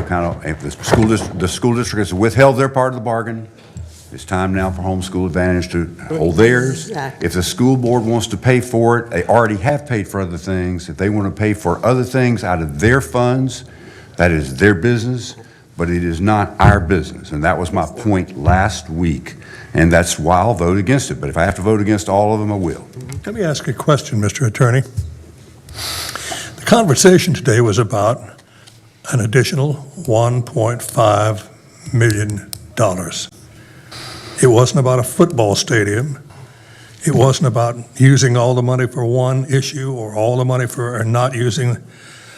What's the best? My feeling right now is to adjourn and think about this until we come back next week. And So the vice chair has declared that the motion to amend passed 4-3. Okay, so now the motion before you is what is in your agenda, and that is to approve all of these projects for the PAYGO money. Now, if that passes, you're done. If it doesn't pass, then another motion could be made to include however many of those projects you want. Well, the issue of taking care of the $1.5 million, how does that come within what you just said? That has nothing to do with this. That's a separate issue. That's right. We're completely off the issue that was discussed here. We're not talking about Humane Society at all. These are the projects that are before you, or the numerous projects that are PAYGO projects. Yeah. Aren't you glad you became an attorney? I'm thrilled. Mr. Attorney, the motion that is to be considered now is Mr. Kaplan's motion to amend, and the amend was to approve all of them. Right. That's correct. And that would include the football stadium, right? I believe technically that has passed. No. The motion before you right now is to approve all of the items, including the Reynolds Stadium. Yeah. All right, let's go ahead and vote on that. You want to call for the question there? Go ahead. I'll call the All in question. favor, please say aye. Aye. All All right. opposed, please say no. No. No. No.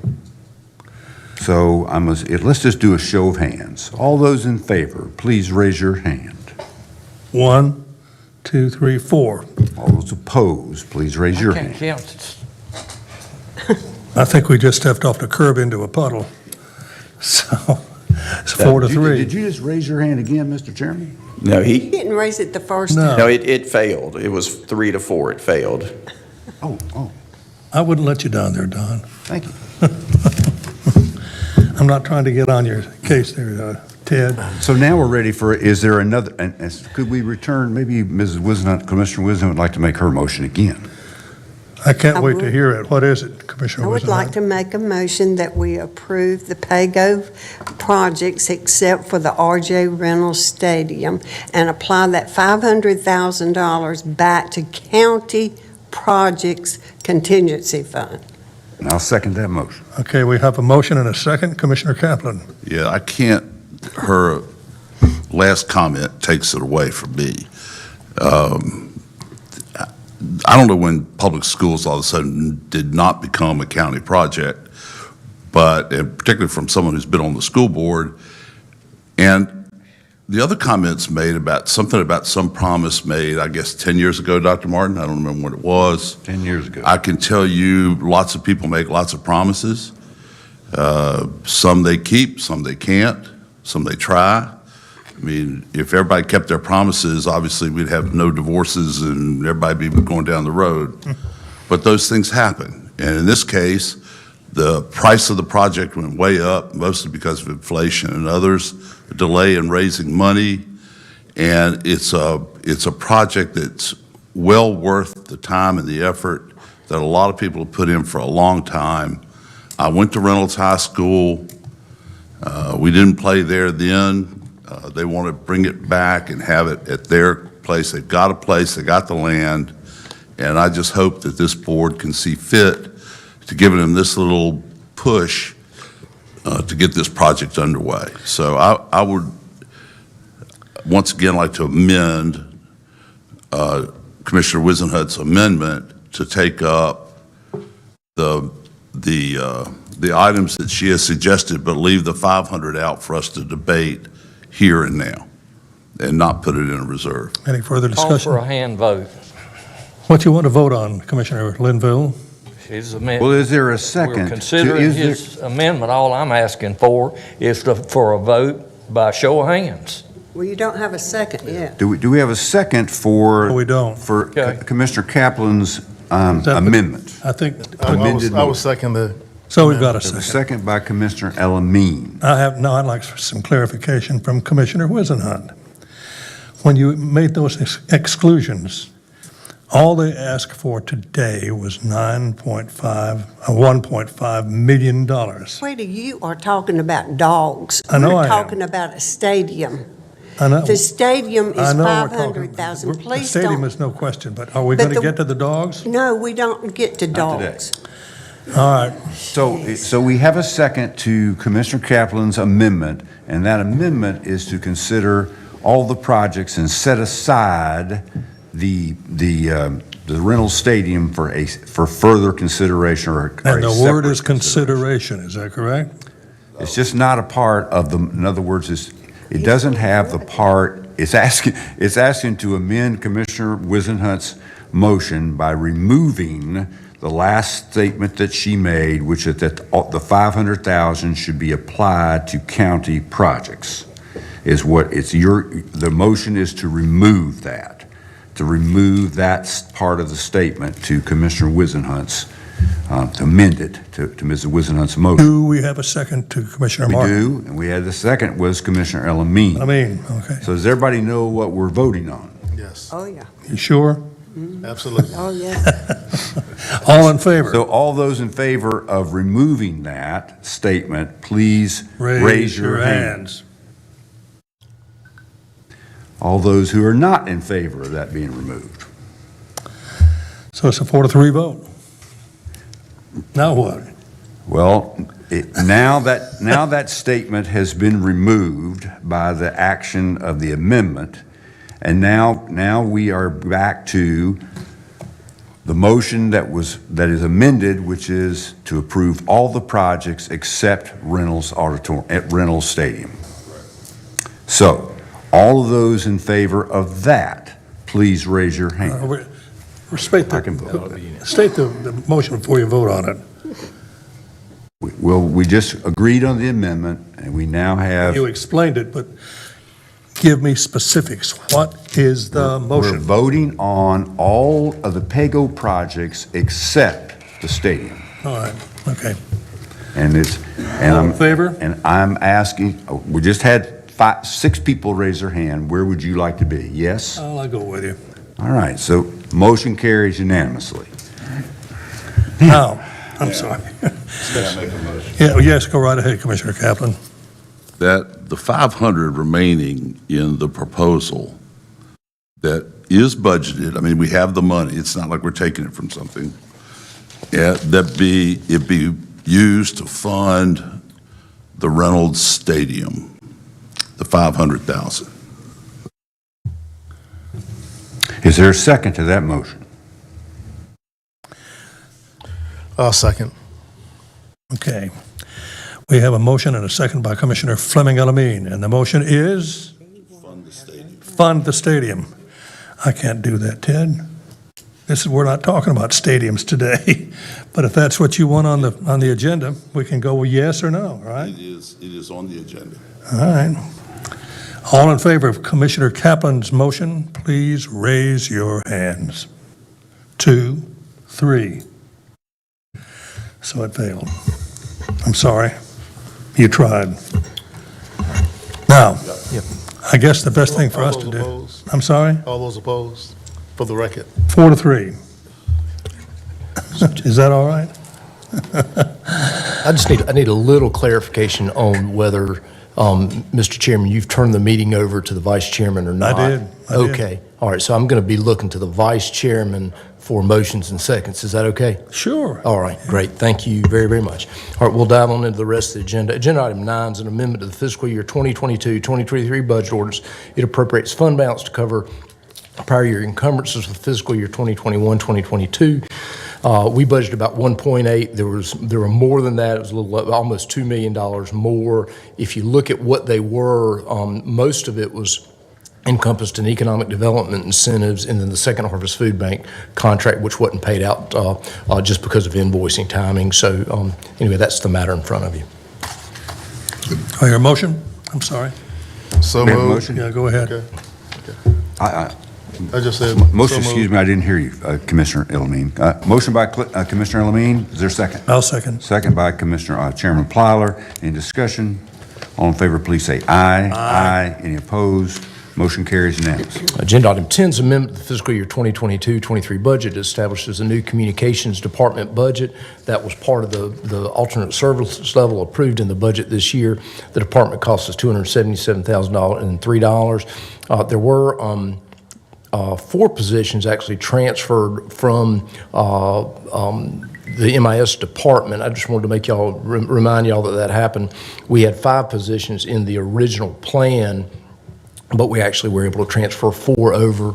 A lot of that was just acknowledging what services MIS had been providing sort of in the collective communication space. And so I just want to shout out to Gary Kuntz in trying to work through that, and that process has gone very smoothly.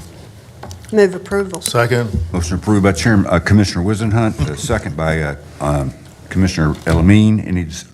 Any discussion? All in favor, please say aye. Aye. Any opposed?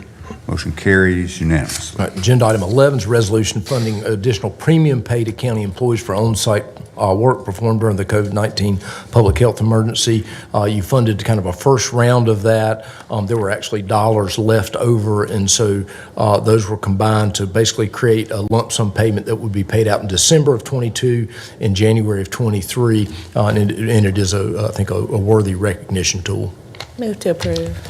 Motion approved by Commissioner McDaniel. second by Chairman Plyler. Any discussion?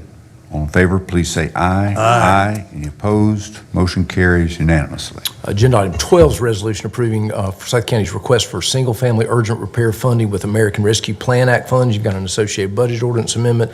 This is basically providing $120,000 in additional funding. We were not funded in one of the cycles from the state. This kind of backfilled that, and will allow that program to continue. Move approval. Second. Motion approved by Chairman Plyler, second by Commissioner McDaniel. Any discussion? All in favor, please say aye. Aye. Motion carries unanimously. You got 4 contract matters. Item 13 is a resolution selecting and authorizing execution of an agreement with Shelco LLC to act as design builder and provide design and pre-construction services for the Forsyth County Agricultural Park Complex project. Really, by virtue of this, we are stating we're moving forward with the Tobaccoville site. There was a great article in the paper this morning about that. Right. This Move is really. approval. Well, I was gonna- We read it in the paper. I make Yeah, a you read the comment, paper. please. I would like to make a comment. Mr. Chairman, Vice Chairman, and those, I have to compliment this board, but most particularly, I want to compliment Mike Anderson and the folks at Tanglewood. I was there for the lighting, our very brief lighting ceremony in the ring. And if you get a chance, you will be blown away by the efforts they have made at Festival of Lights. Wow. It is remarkable. And I haven't been in a couple of years, and I just tell you, the staff did a fabulous job. I've never heard you be that enthusiastic about something like that. I had to ride through it. And I got to say, I hope all of you will do that and see what a great job this county has done. Good. And I hope you take a visit, all of you. Thank you.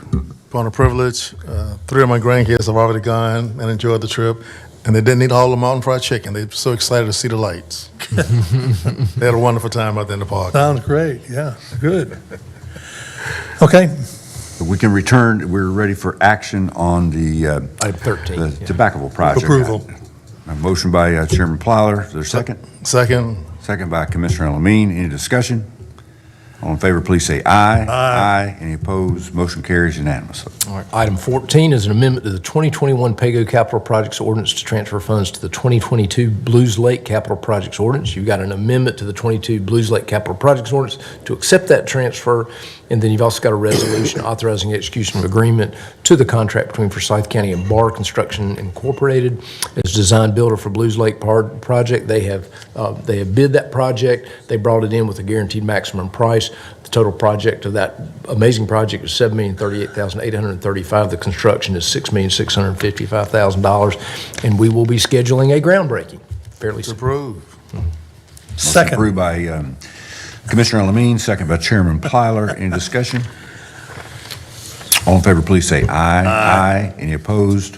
Motion carries unanimously. Item 15 and 16, you probably can take together because they are related. Item 15 is a resolution authorizing execution of amendment between Forsyth County and IntelliChoice Staffing to provide supplemental school nurse staffing. We bid that. We did need a one-month extension through December 31, 2022, that would allow to pay out $875,000. And then item 16 is a resolution authorizing execution of amendment between Forsyth County and EDU Healthcare LLC to the subsequent bidder or the subsequent provider that would provide a contract through May 31, 2023, not to exceed $1.3 million. Move approval. Second. Motion approved by Chairman Plyler, second by Commissioner Elamine. Any discussion? All in favor, please say aye. Aye. Any opposed? Motion carries unanimously. Items 15 and 16. Yep, you got one appointment, item 17, which is an appointment to the Forsyth County Historic Resource Commission. You are simply confirming Kernersville's recommendation to the Historic Resource Commission of Coy Jacob Idle. Move approval. Motion approved by Chairman Plyler. I'll second that motion. Any discussion? All in favor, please say aye. Aye. Any opposed? Motion carries unanimously. Item 18, you got a resolution approving refunds by the tax assessor in a collective amount of $232.54. Move to approve. Motion Second. approved by by Commissioner Linville, second by Chairman Plyler. Any discussion? All in favor, please say aye. Aye. Any opposed? Motion carries unanimously. And item 19, opioid settlement report that was briefed by Denise Price at the last meeting. Move approval. Second. Motion approved by Chairman Plyler, second by Commissioner Elamine. Any discussion? All in favor, please say aye. Aye. Any discussion? Any opposed? I apologize. Motion carries unanimously. And you've got 2 added items, and I believe I'll turn that over to you guys to handle those. I'd like to ask Fleming Elamine to join me at the podium, please.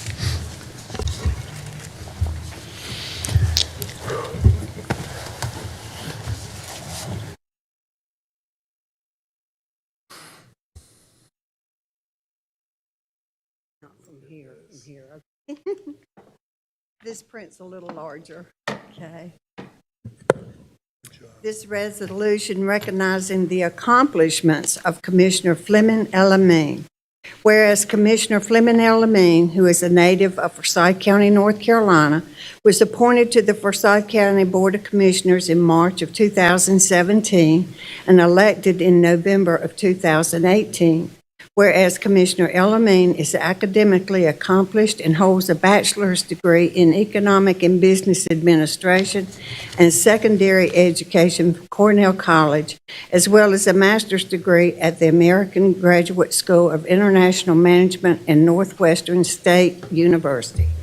Whereas Commissioner Elamine has been a longtime educator, teaching at Sister Clara Mahoney School, Winston-Salem State University, and Glenn High School. Whereas Commissioner Elamine's political career in Forsyth County began with past County Commissioner Maisie Woodward, who encouraged his involvement on the Board of Elections as a precinct chair and later as chair of the Forsyth County Democrat Party from 2008 to 2016.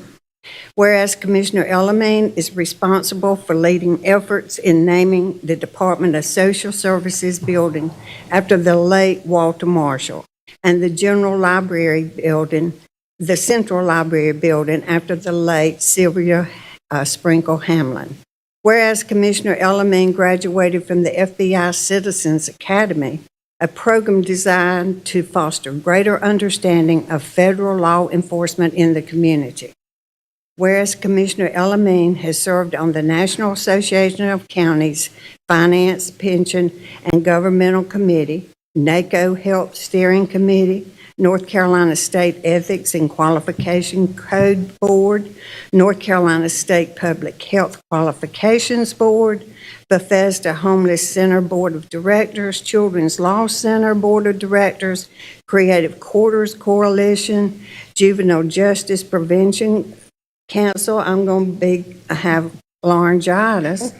Northwestern, a Triad Regional Council Board of Directors, Cylon Project Board of Directors, Triad Culture Awareness, Forsyth County Health and Human Services Board, Forsyth County Library Board, Winston-Salem Forsyth County Transportation Advisory Committee, and Forsyth County Audit Committee, all with distinction. Whereas Commissioner Elamine is a dedicated family man who is married to Cassandra Elamine, and they have 5 children and 10 grandchildren, which he loves very much. I added that. Now, therefore, be it resolved that the Forsyth County Board of Commissioners hereby recognize, honor, and thanks Commissioner Elamine for his dedicated services as Forsyth County Commissioner to the citizens of Forsyth County. Be it further resolved that this resolution shall be entered into the minutes of the Forsyth County Board of Commissioners, adopted this first day of December 2022.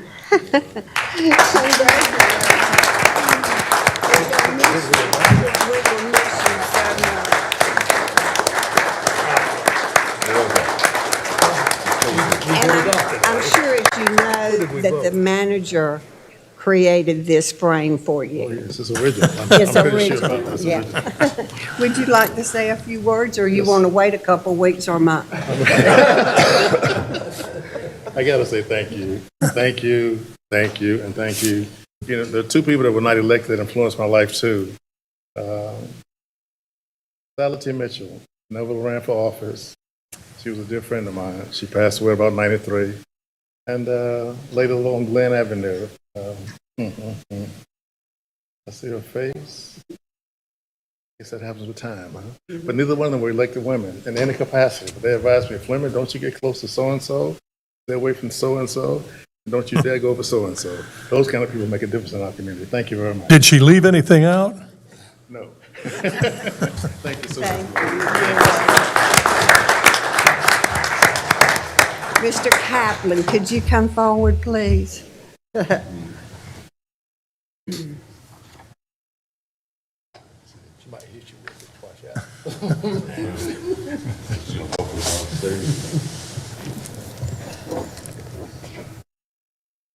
Keep it short. Yeah, please. Okay, here's your resolution.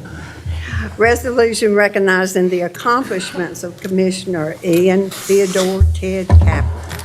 Whereas as Theodore Ted Kaplan is a native of Forsyth County, North Carolina, and was first elected to the Forsyth County Board of Commissioners in November 2006 and has served 12 years as County Commissioner.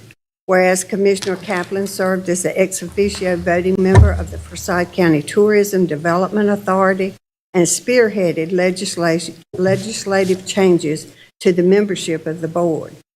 Commissioner Kaplan also serves on the Smith Reynolds Airport Board, where his business acumen has been instrumental in growth of the airport and businesses located in and around the airport.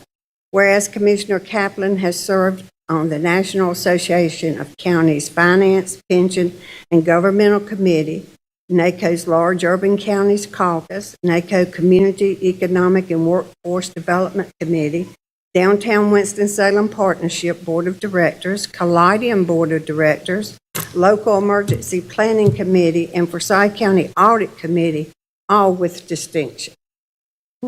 You wanted me to say that, didn't you? Whereas Commissioner Kaplan was educated at R.J. Reynolds High School and Guilford College, and has dedicated his life to serving his country and his community in the United States Navy, 1968 through 1971. Thank you for your service. Whereas Commissioner Kaplan also served in the North Carolina State House from 1976 to 1982, and in the North Carolina State Senate from 1982 to 1994, during which service he became the Senate Majority Leader from 1988 to 1992. Whereas Commissioner Kaplan served on the Winston-Salem State University Board of Trustees, UNC School of Arts Board of Trustees, and the UNC School of Arts Geneva Society. I didn't even know that. I didn't either. Whereas Commissioner Kaplan is a dedicated family man who is married to Deanna Frazier Kaplan, and they have 5 children and 1 grandchild. Now therefore be resolved that the Forsyth County Board of Commissioners hereby recognizes, honors, and thanks Commissioner Kaplan for his dedicated service as Forsyth County Commissioner to the citizens of Forsyth County. Be it further resolved that this resolution shall be entered into the minutes of the Forsyth County Board of Commissioners, adopted this day, first day of December 2022. Congratulations.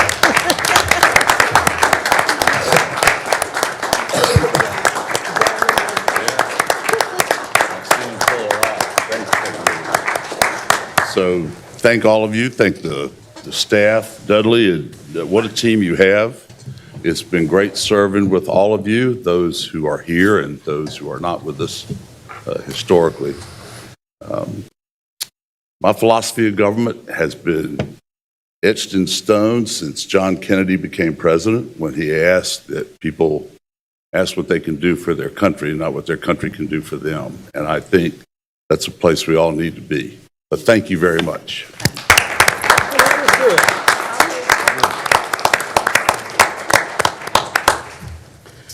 Mr. Vice Chair, I just thought of a young lady's name. Her name was Janie Murray. And she would always say, Fleming, don't go to so many meetings, go home to your wife. I didn't listen to her too well. Good advice. Good. Is there anything else further? We need to get ready for our briefing session. We need a short recess. So do we need to take about a 5-minute recess to get ready for the briefing session? So moved. I want to take a brief 5 minutes.